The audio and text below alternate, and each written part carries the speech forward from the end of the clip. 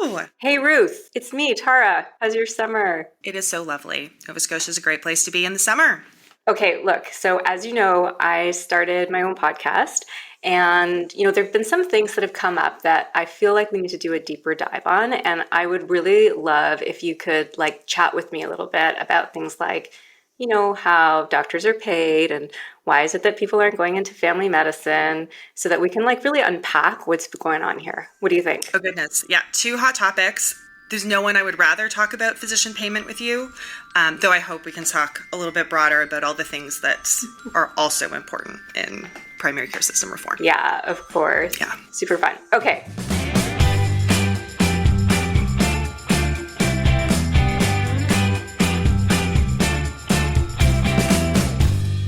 Welcome back to Primary Focus. I'm Dr. Tara Kiran, and we're here to imagine a primary care system in Canada that works for everyone. I'm so excited that we're launching Season 2. If you missed our last season, we talked a lot about the current primary care crisis in Canada and the Our Care initiative that asked what people in Canada really want from primary care. And in a special 4-part documentary series that you absolutely cannot miss, I took you with me to the Netherlands to learn how they've built one of the top primary care systems in the world. This season, we're going to start off right here in Canada with some innovative primary care teams in Ontario, but also in Quebec, in BC, in Alberta. We're going to hear about how they're doing things differently and how their teams are working to help to deliver the Our Care standard. And don't worry, just like last season, we'll also be taking you to some innovative primary care systems around the world. But before we get there, I wanted to launch this season with a discussion I think we really need to have. What are we going to do about family doctor shortages in Canada? Our current primary care system in Canada has a lot of things going for it, but when it comes to getting all people in the country a family doctor or nurse practitioner and offering them timely care, we are falling way behind. According to our 2022 Our Care National Survey, about 6.5 million people don't have a family doctor or nurse practitioner in this country. And while new legislation like Ontario's Primary Care Act is setting the direction for the future, we don't have enough family doctors to meet the demand, or at least meet the demand the way the care is delivered right now. So the issue is complicated. I mean, fewer medical students are choosing family medicine as their first choice. But even people who train in family medicine, a lot of them are no longer practicing in comprehensive or full-service family medicine. We did a study back in May 2025 that looked at 30 years of data in Ontario. And we found that, even though the number of doctors per population has been increasing, the number that are practicing full-service family medicine per population has actually decreased. By 2022, we found that 1 in 5 family doctors were working in a focused practice setting, often in a hospital, working as an emergency room doctor or as a hospitalist. Now, a few months before we released our findings, a federal report came out that estimated we were 23,000 family doctors short here in Canada. And so today, what is driving the career decisions of family doctors, and how does physician payment factor into things? And what does the research say about what system issues we need to address when we're thinking about building better primary care in this country? To answer all these questions and more, I thought I'd phone up a friend, Dr. Ruth Lavergne, a researcher at Dalhousie University. So I'm a researcher, PhD trained. I'm not a clinician by background, though I work in a department of family medicine. I got into it because I care a lot about health systems, and I really care a lot about the front line of health systems and how that greets people. I didn't want to take care of individual people. I respect the work so much, but I wanted to understand how to build stronger systems that support the people who do. That's a little bit of a work in progress, as I think we'll talk about today. But yeah, I do research. I often try to use data from health systems to look into the stories we're telling ourselves about how systems work and what might make them work better, and see how that aligns with the data that we have access to. Here's my conversation with Ruth about what the research says about why we don't have enough family doctors and how it is we can fix it. And afterwards, stay tuned to hear from a few real Canadian family doctors about why they chose or didn't choose to practice full-service family medicine.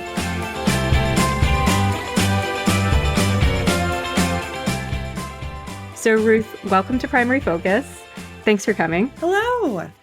I think one of the things that I think is unique about you as a researcher is you've also lived in 3 different provinces in Canada, and I think done research in 3 different provinces. And I think that just gives you a different perspective from coast to coast. So I think it's Ontario, BC, and then now Nova Scotia, right?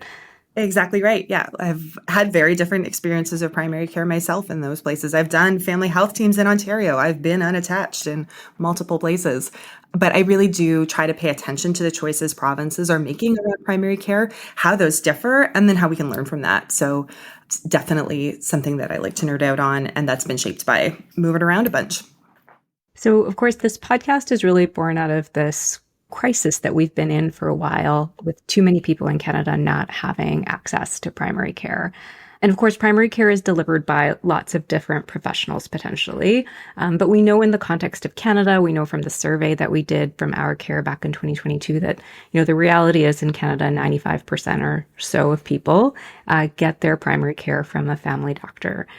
The reality, unfortunately, is also that there's just not enough family doctors to go around the way we've structured things right now. And in fact, there was a recent report sometime in the last year from the federal government that showed that we're actually 23,000 family doctors short in Canada, which is an incredible number. And that's actually just right now, not even accounting for population growth or retirements. And so if anything, we, worry that it might get even worse. And I almost want to just start at that big problem. How is it that we got into this mess?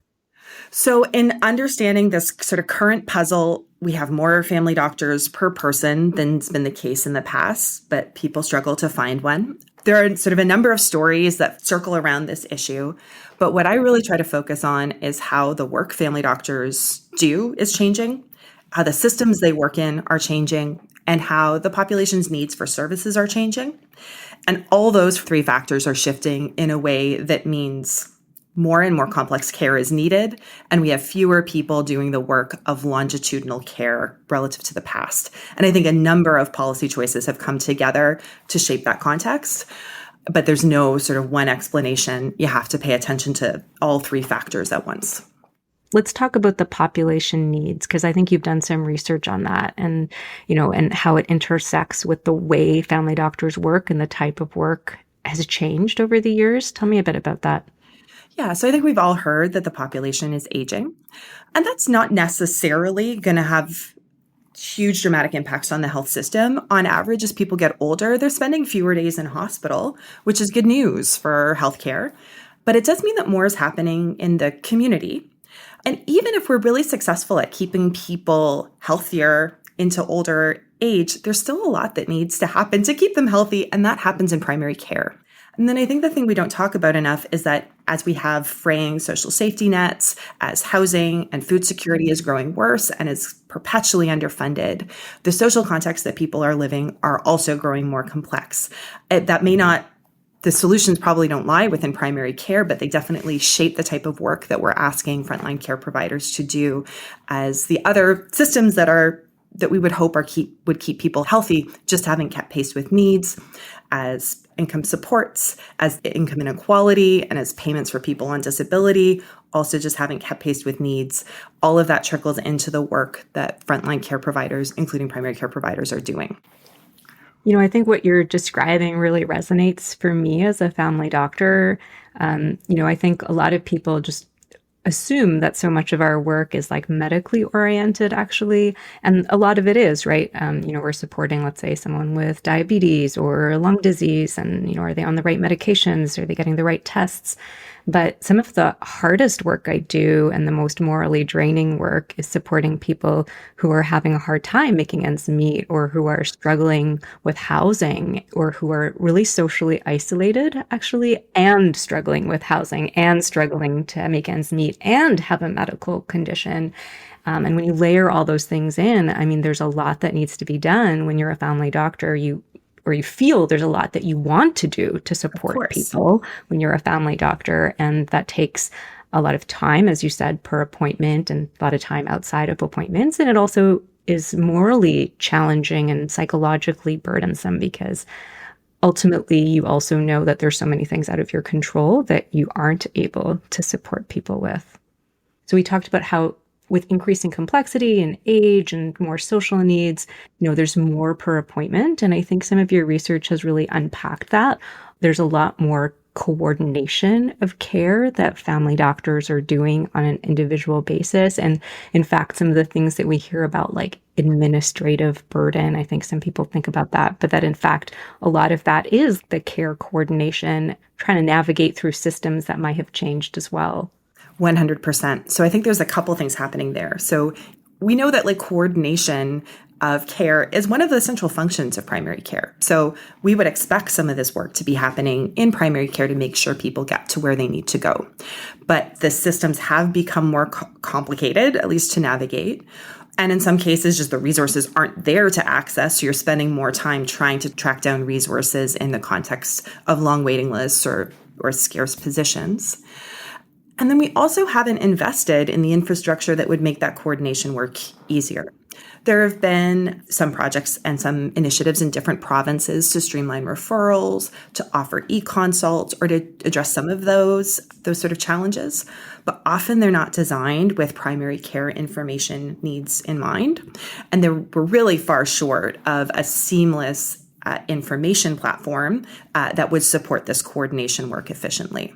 So we've really kind of doubled down on relational continuity, which is the relationship with an individual provider, but the continuity of information and how that flows from place to place, or also handoffs from clinician to clinician, how patients are managed over time, haven't received the same level of attention or investment. And I think that's a health systems problem that we haven't fully tackled. I want to go back to the conversation where we were talking about how there's, not enough family doctors to go around. And I think when I think about not enough family doctors to go around, I also think about the government decisions that were made back in the 1990s to decrease medical school enrollment and decrease the number of residency positions. That really resulted actually in just not enough doctors being trained for a period of time. And then of course, governments opened up those medical school spots, and more governments are realizing we didn't train enough and we need to train more doctors. And again, it's been striking to me that when I go to other countries, it's 1.5 to 2 times the number of doctors that they actually have per population. So we haven't trained enough, and we're training more now. But I am a bit worried, though, that just the training of them is not necessarily going to address our family doctor challenge, because training more is definitely part of the equation. But then we need to make sure that those people who are trained actually choose to practice family medicine in the way that people need them to. So I think it's important upfront to recognize that this is a kind of strange area of work and area of workforce planning, in that physicians have an enormous amount of choice and autonomy over how and where they practice. And a lot of that is for really good reason, but it means that there's no one who really can control where people choose to work, the types of services that they do or do not include within their practice. And so while at an individual level, that makes sense. When you roll it up to a system level, the services available are the sort of function of a whole bunch of individual choices and how folks have responded to the current environment and the current policy environment. So it really is very important to understand the choices that folks are making absent broader system changes. So one of the narratives that we have looked into is around the choices of early career physicians and people starting out in practice. So I think that's a really common observation across the country, that older physicians are retiring, they have a great big practice, and there's no one to step in and take that over. And that there are more and more physicians working in more focused areas of practice, so meeting the needs of patients in hospital or in emergency departments or other areas. So we did a study where we interviewed people who are starting out in practice about factors shaping their choices. And around the topic of focused practice, the first thing I think I'd emphasize is that it's not an either-or situation. Oftentimes, people are blending some element of focused practice with also providing longitudinal care for a patient. So that might mean working hospitalist shifts a couple days a week, but then also sharing a panel in clinic a couple days a week. So it's not either-or, but it does reflect a shift to other areas of practice. And oftentimes that was framed as an act of self-preservation in a complex system that wasn't supporting the comprehensive part of their practice, that it provided some balance, that it provided work that didn't come home with you at the end of the day. And so even among people who were really interested in comprehensive practice, we heard from folks who were making this choice to find balance in a system that wasn't supporting it through this mixture of care. I also want to emphasize that some areas of focused practice are responding to very real community needs. And so there were folks who were choosing to do medical assistance in dying or provide care for people who use drugs because that was a need they saw around them, even if it wasn't a dominant clinical interest. But given their generalist training, they were in a position to fill that community need. So there's sort of a mix of things, but I do think that there is evidence from that interviews that given a better supported model for comprehensive practice, there is interest there. And that's why a lot of people chose family medicine as a specialty. I think the sort of final piece that I'd add is oftentimes focused practice is sort of viewed in a negative light. I think we hear about people setting up dermatology clinics or doing cosmetic medicine and other areas that are perceived as lower value. We've done some work, not published yet, but looking into how often family physicians are involved in aesthetic medicine, for example. And while that exists, that's really not the dominant story. It's not a lot of folks. And so I think this tension between focused versus comprehensive practice needs to be framed in light of system needs, and the needs for hospitalist practice and the needs for emergency department practice are real. So simply trying to pull people out of hospitalist or emergency department practice without making comprehensive care better supported, more efficient, and a better place to work isn't going to fix things either. To me, one of the reflections is going back to this idea that we haven't trained enough doctors per population, and so we need them in many different parts of the healthcare system. Family doctors are trained generally, and so they can play these different roles that respond to different community needs. And it's a tension, which one is needed more when you don't really have enough. But then there's also, we work in a specific way right now, and is there a different way of working where maybe we can work differently so that one doctor's expertise and experience and skills can be actually of benefit to more people, for example, when we work together as a team. I'm glad you brought that up because I think one of the challenges is, yes, compared to other health systems, we have fewer doctors per capita. But that doesn't necessarily mean that that is the best solution to get access for patients faster. That systems look a lot of different ways and are the function of lots of different policy choices over time. So to more rapidly expand capacity in primary care, looking to ways to better support the existing workforce we have that's trained to do generalist care, and then also sort of building in other team resources that really can expand access and not just provide additional services, may be the more efficient pathway to meet folks' needs, just recognizing we're starting from different places in different countries. To build on that, I was also struck by the term you used, self-preservation, that was one of the drivers of why people are making certain career choices. And I think it goes back to what you said that, they need a practice environment that's supportive.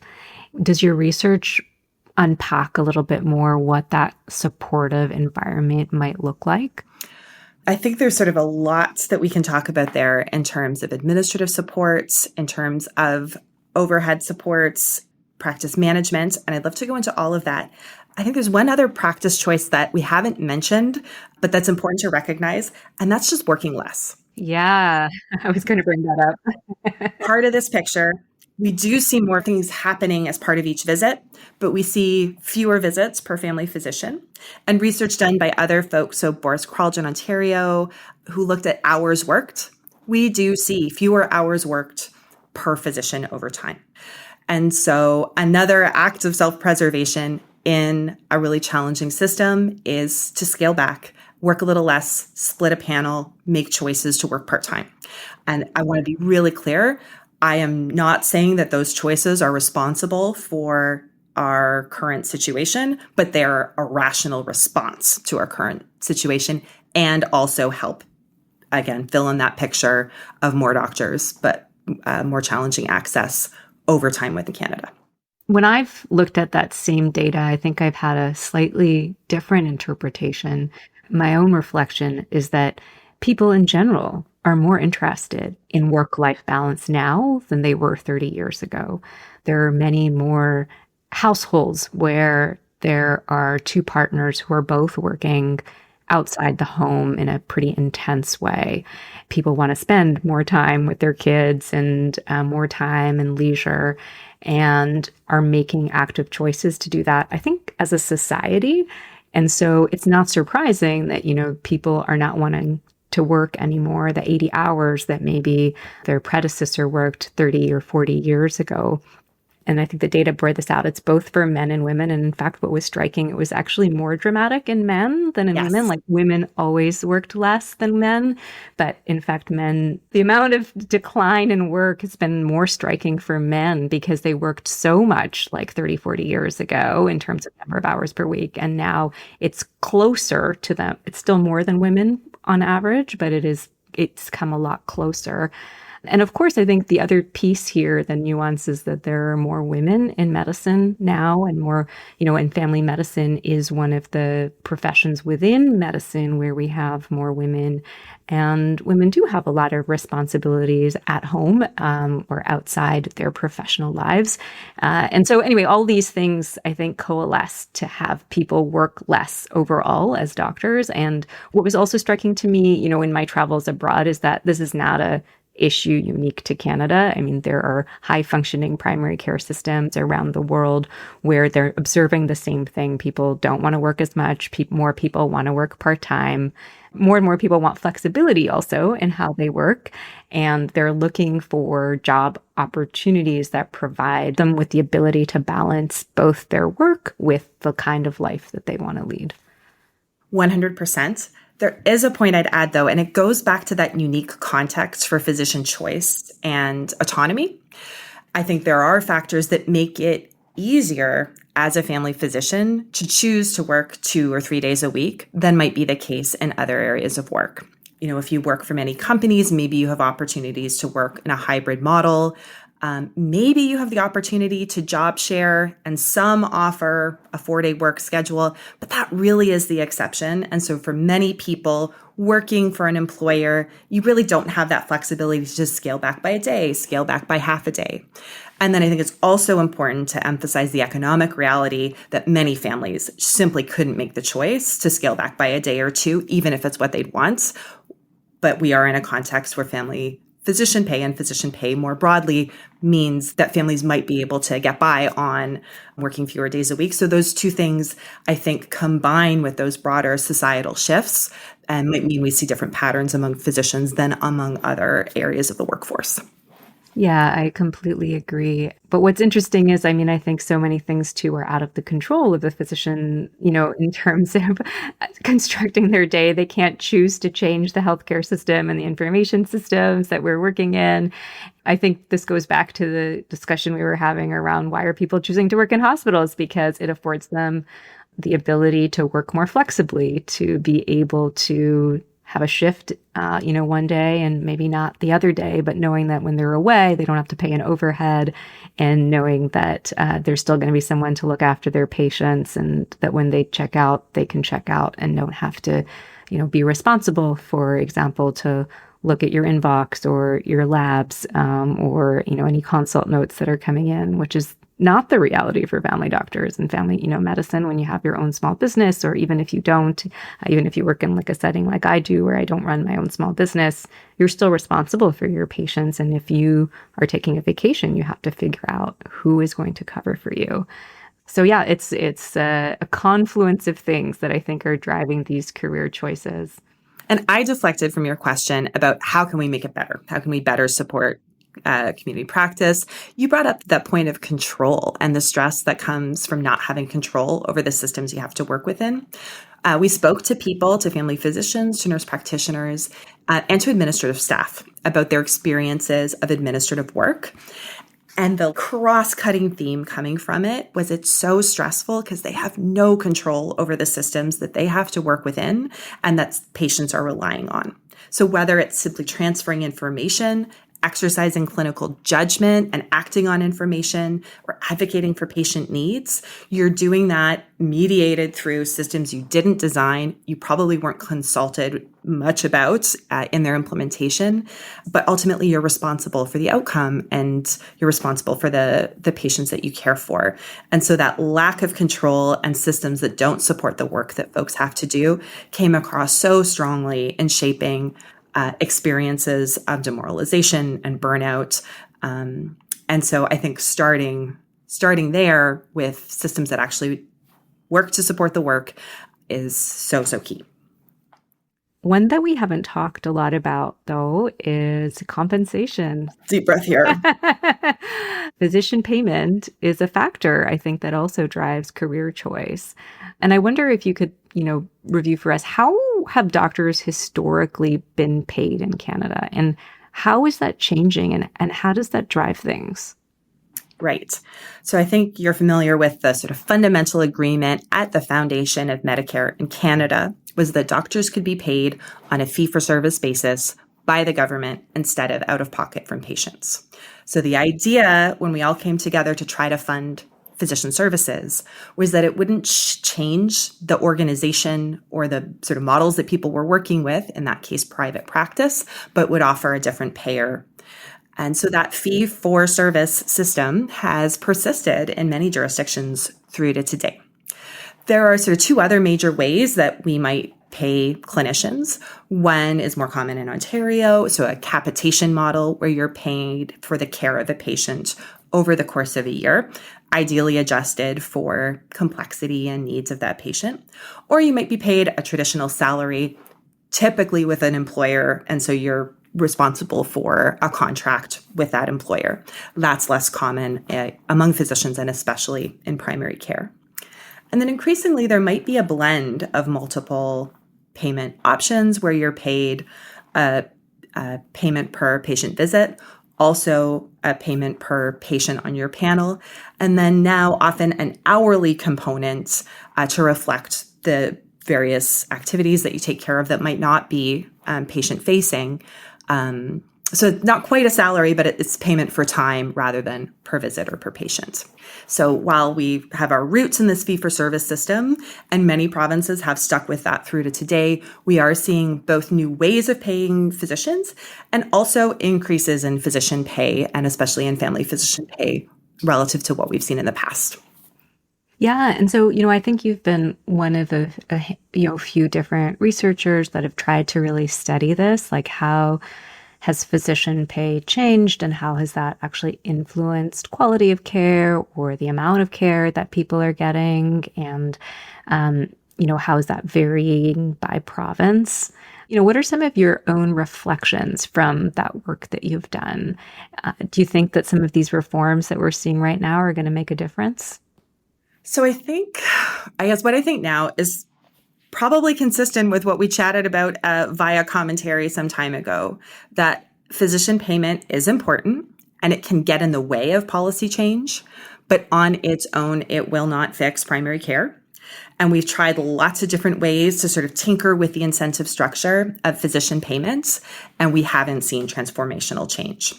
And I think it's important to consider that any payment reform might have some intended effects, but it might have unintended effects.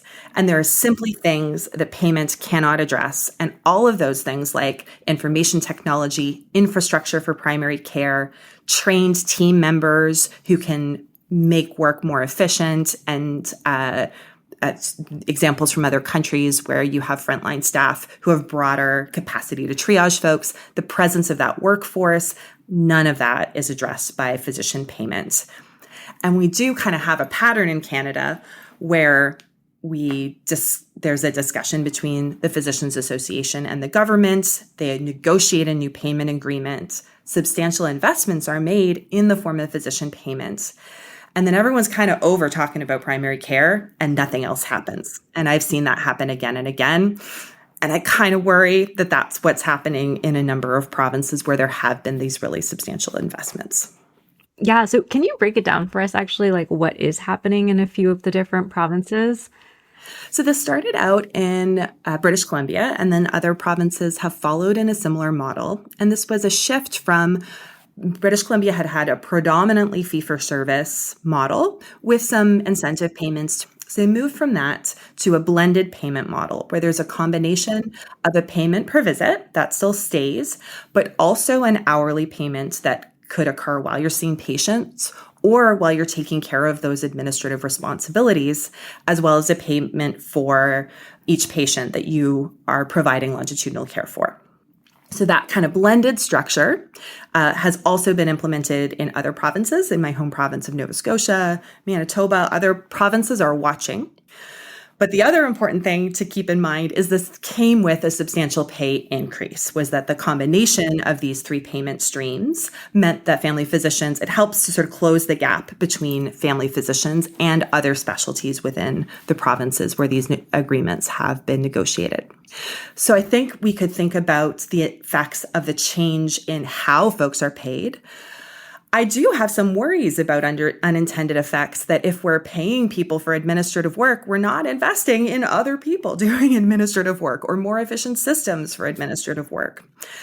So there's this sort of like, are we getting the structure right across the main payment buckets? And then also simply the increase in pay.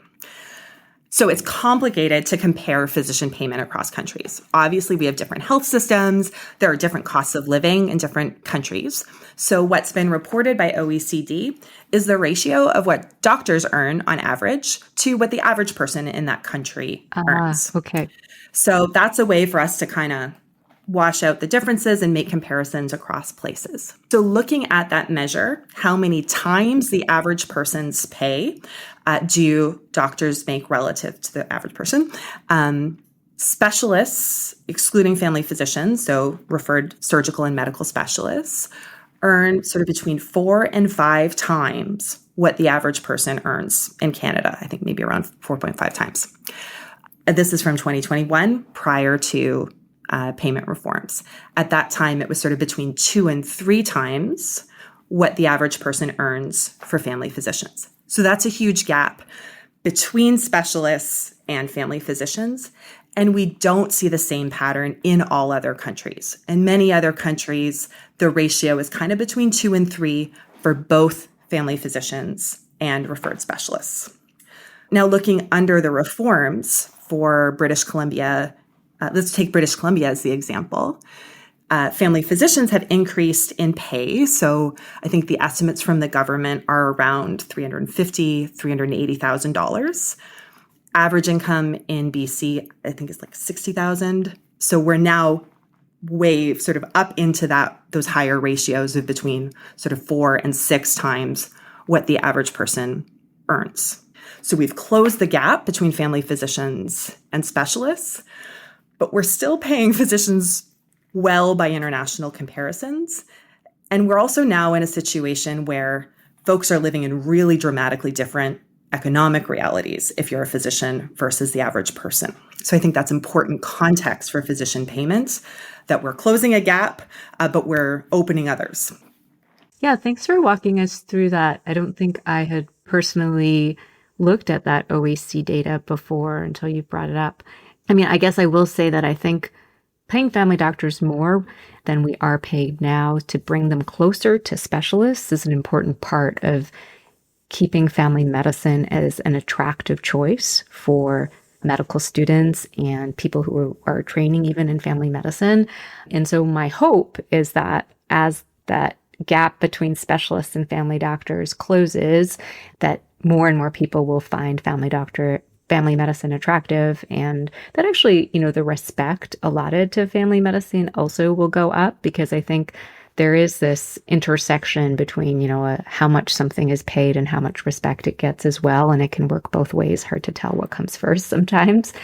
And, it was really interesting to me in my travels that, one of the places that I went to was in Denmark, and their family doctors who own their own practice, so GP, what they call GP owners, they actually on average make more than specialists.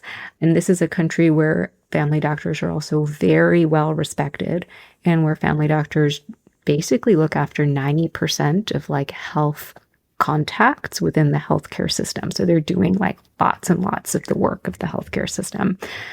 So really strong primary care system. lots of other good things in that system too.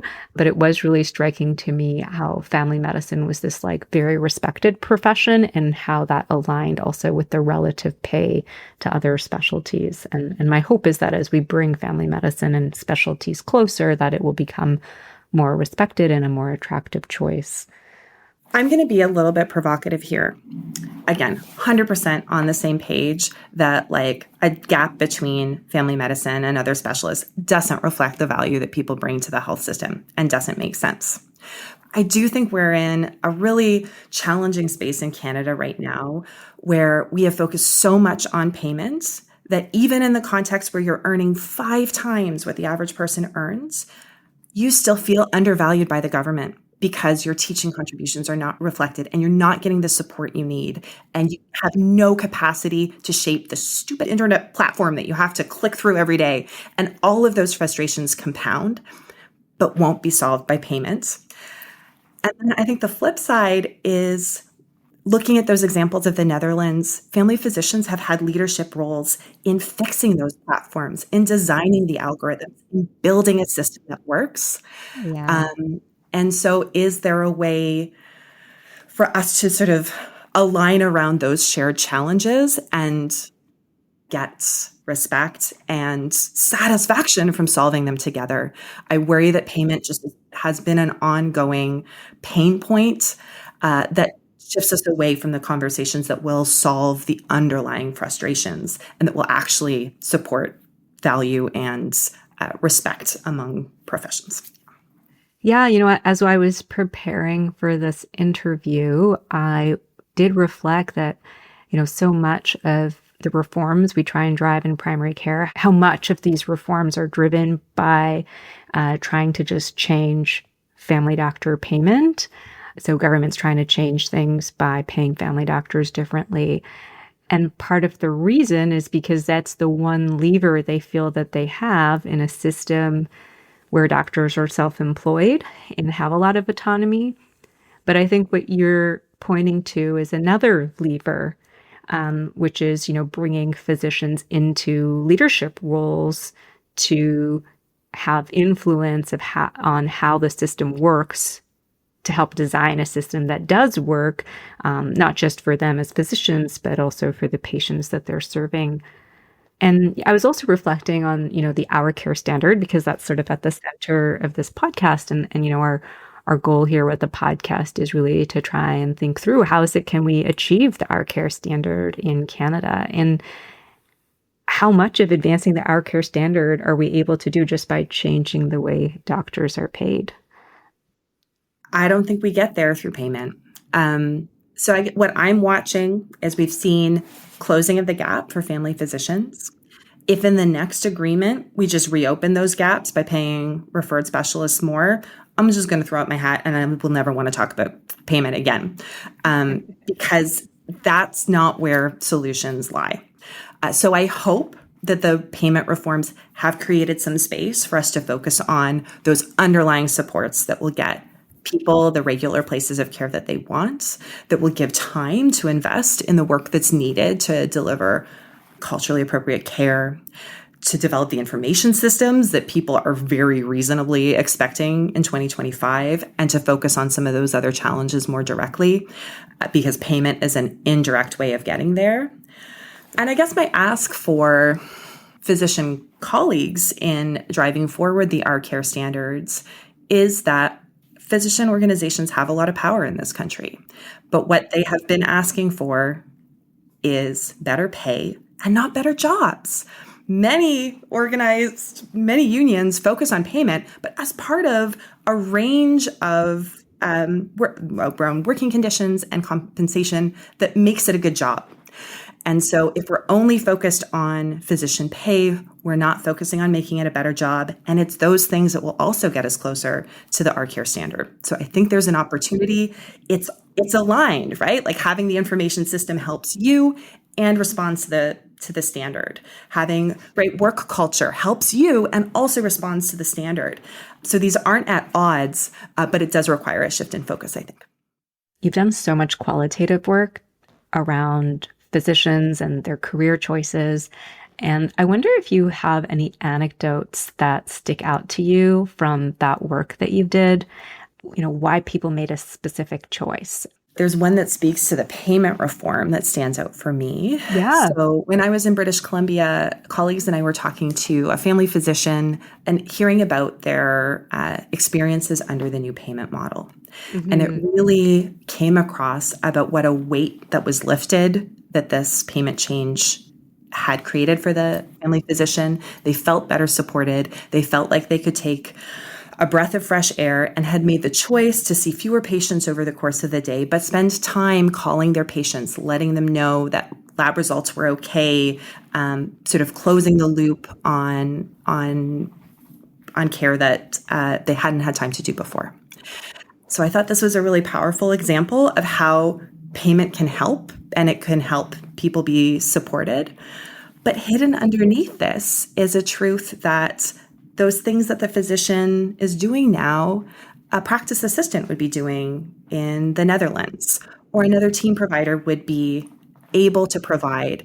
And would they get the same relief from having someone just do that work so that they don't have to stay another hour? And so I think that's an example for me that illustrates the change that can come from payment, but also the tensions and unintended consequences that it can introduce. And that's not from anyone people making rational decisions within the system that they're confronted with. Yeah, I really value this conversation we've had so far. And I guess as we close out, I wonder, are there any parting thoughts that you wanted to share, any reflections from all of this research that you've done and the conversation that we had today? So I do sort of greet this with some optimism around those points that align, and where you've provided really beautiful pictures of what primary care can look like. Better working conditions for primary care teams aligns with better care for patients. Like these, it's not at odds. These are things that we can work together to solve. I think there's a lot of goodwill on the part of the public in working together and solving these problems. So I do think that there's a great opportunity there. So I guess to sum up our conversation around payments, it's important, but let's not let it distract from the things that would make working in primary care really satisfying, and the things that would address the changes needed to respond to the art care standards and people's very reasonable expectations for a system that meets their needs.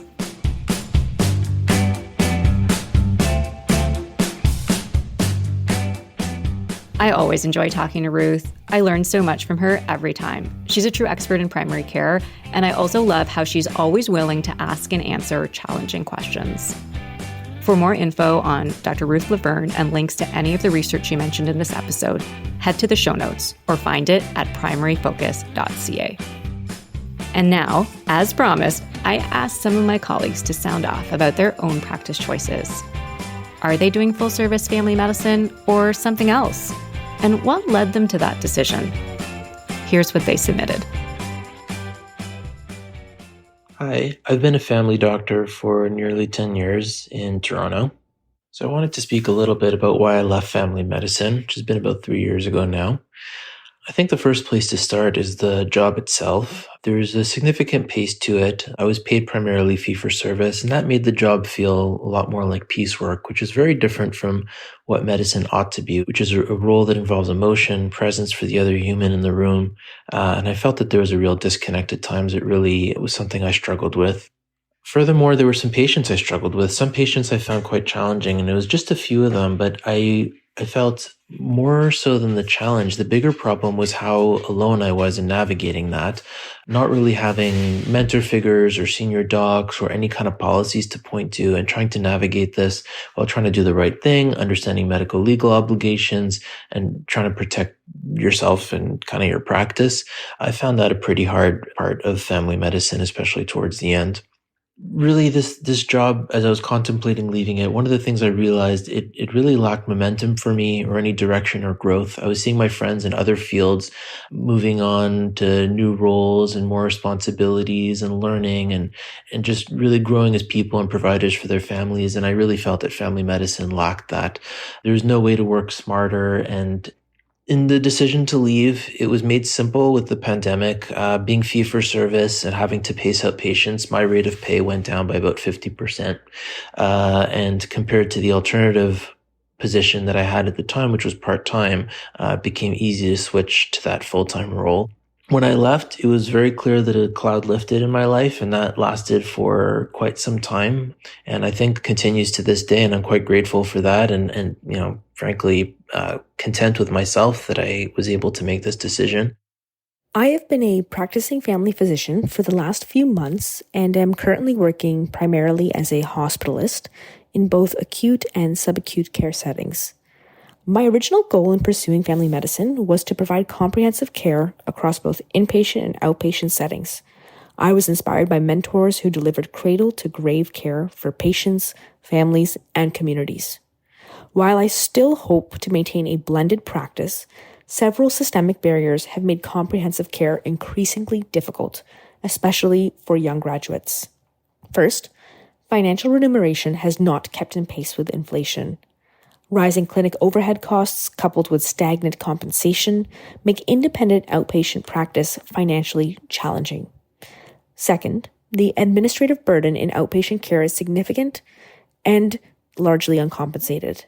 During residency, I experienced this firsthand with regards to managing inboxes, re-referring patients after multiple rejected referrals to specialists, handling prescription renewals, completing forms, reviewing investigations, and coordinating follow-ups, much of which extended into after-hours work that also would be unpaid.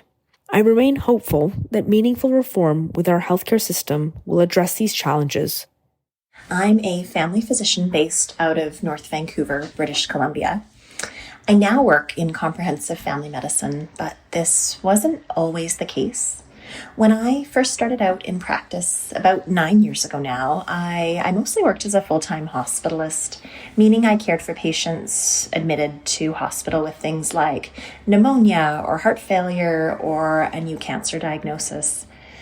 I really chose to work at the hospital because of how busy life was in my early 30s and at the start of my career. My partner and I were starting a new family and things were hectic. Office practice doesn't always make it easy to take time off, even for short maternity leaves. At the same time, I always felt drawn to family practice. I think there's truly a magic in being able to care for your patients over time, over months and years, and really see the impact of your work and of that relationship on their life trajectories. And so, I think a combination of factors eventually led me to join a family practice and take on my own patients. One of those was the development in British Columbia of our new longitudinal family physician payment model. And I think what that funding model did was allow for family medicine to finally be valued, at least commensurate with other work that family doctors do in our system. I think the other factors that really led to my decision to take on a family practice were the fact that I knew I was joining a team. I was lucky enough to find another doctor interested in sharing a practice with me. And this was really key because I was starting a practice in a new city. She shared with me a wealth of information that really helped soften my landing and make it easier. In the course of this, we also hired a fantastic nurse who has been invaluable to practicing family medicine. She's really gotten to know some of my most complex and challenging patients. And to be honest, I'm not sure how I could provide high quality, timely, and efficient care without her. A big thank you to the family doctors who submitted their stories for this episode. And thank you for listening.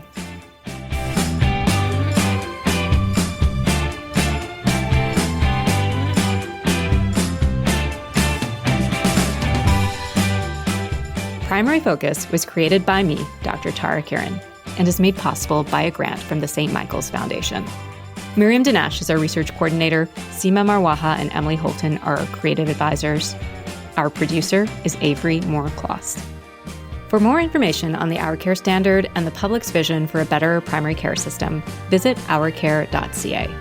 And if you'd like to read more content from me about Canada's primary care system, give me a follow on LinkedIn. I'm really hoping you enjoyed this episode, and if you did, we'd really appreciate it if you could send it along to a friend or a colleague. And don't forget to give us a follow on your favorite podcast app. We want to spread the word about how to build a better primary care system. And we really think it's going to take all of us working together to get on the same page and raise our imagination for how it is that we can do things better.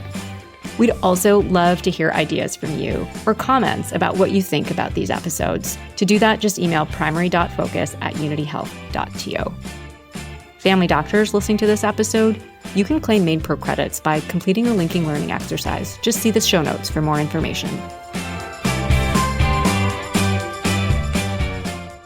Thanks, Ruth, so much for joining me today. I'm really excited to launch season 2, and I think this is going to be a wonderful opener for people. Absolutely my pleasure, but if season 7 we're still talking about physician payments, I am unavailable. I can't wait, though, till we have a season 7. Fingers crossed. If you get any spicy messages after this, just feel free to forward them my way. Will do. The information shared in this podcast is for educational and informational purposes only.